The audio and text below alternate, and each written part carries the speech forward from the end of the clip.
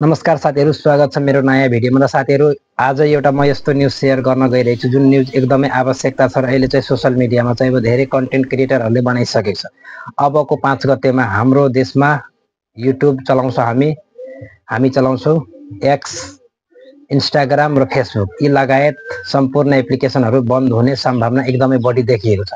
र साथीहरु, अब चाहिँ यो किन बन्द हुन्छ यसैको बारेमा छलफल गर्न गइरहेको छु। र साथीहरु, तपाईहरु नयाँ आउनु भएको छ भने मेरो युट्युब च्यानललाई सब्स्क्राइब गर्नु होला र साथीहरु बेल आइकन दबाउन चाहिँ नबिर्सिनु होला। र साथीहरु, आजको विषयवस्तुतिर लागौँ। र साथीहरु, अब हाम्रो देशले चाहिँ पठाएको छ, हाम्रो देशले चाहिँ अब उहाँहरूले चाहिँ सूचना जारी गराएको छ, नोटिस गराएको छ।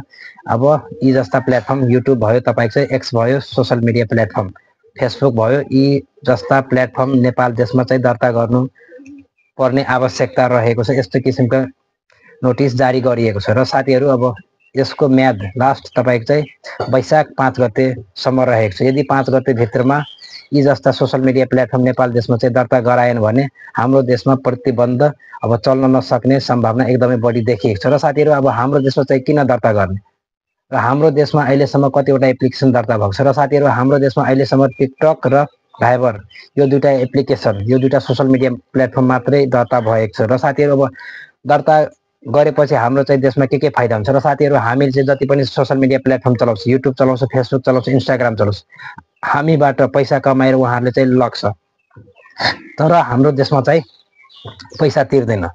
यदि दर्ता गरियो भने हाम्रो देशमा तिनीहरूले ती जस्ता एप्लिकेसनहरूले ट्याक्स तिर्नु पर्यो। एउटा यो एकदमै फाइदाजनक हो साथीहरु, यो चाहिँ आवश्यकता पनि रहेको छ। र साथीहरु, के यो चाहिँ अब प्रतिबन्धै हुन्छ? मलाई चाहिँ साथीहरु, मलाई चाहिँ लाग्दैन कि प्रतिबन्ध हुन्छ।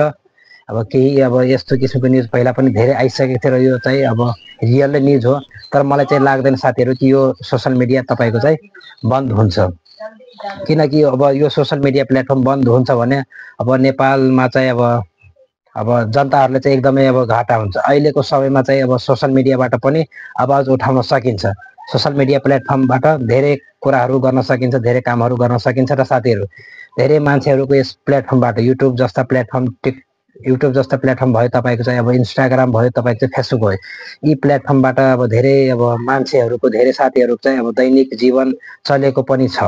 र साथीहरु, यस पटक 2025 मा 35 करोड भन्दा बढी सोशल मिडिया प्लेटफर्मबाट पैसा अब हाम्रो देशमा चाहिँ भित्री आएको छ। कन्टेन्ट क्रिएटरहरूले यति सम्मको पैसा चाहिँ कमाएको छ।